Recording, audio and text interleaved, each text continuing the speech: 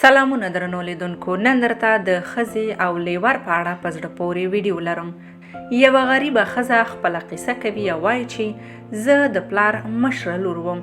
خپل کور کې مو ډېر د خوشحالۍ زندگی تیروله، خو یو ځل مې پلار ډېر قرضدار شو او زه یې د ډېرو پیسو په بدل کې یو پوډري ته په نکاح کړم. ما ته به هر چا د پوډري ښځه ویله او د خسرګنۍ په کور کې به راته ټولو پیغور راکو چې ستا پلار خو ته د پیسو په بدل کې وپلورلی. زه به په دې خبرو ډېره ځورېدم، خو څه مې د وسه نه و پوره. زما د خاوند نه زما هیڅ اولاد هم نه کېدل، نو د تنهایی عمر هم ډېر سخت و او ما نشو برداشت کولی چې زما د هیڅ اولاد نه وي. خاوند خو مې هسې هم پوډري و. ما غوښتل چې یو زوی ولرم تر څو ژوند مې ورسره ښه شي. دا ښځه وایي چې زه نوره ډېره مجبوره شوم او د ډېرې مجبورۍ نه ما هیڅ هم نشو کولی.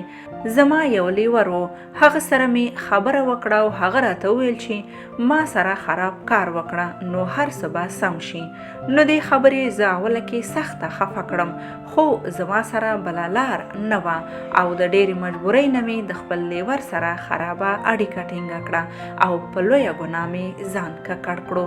دا ښځه وایي چې اوس د یو بچي خاونده یم، خو لیور مې راته اوس هم پیغور راکوي او د هغه په مخ کې زه هیڅ هم نشم کولی، ولې چې هغه ته مې سترګې ټیټې دي او د هغه سره ځان په ګناه ککړ کړی و.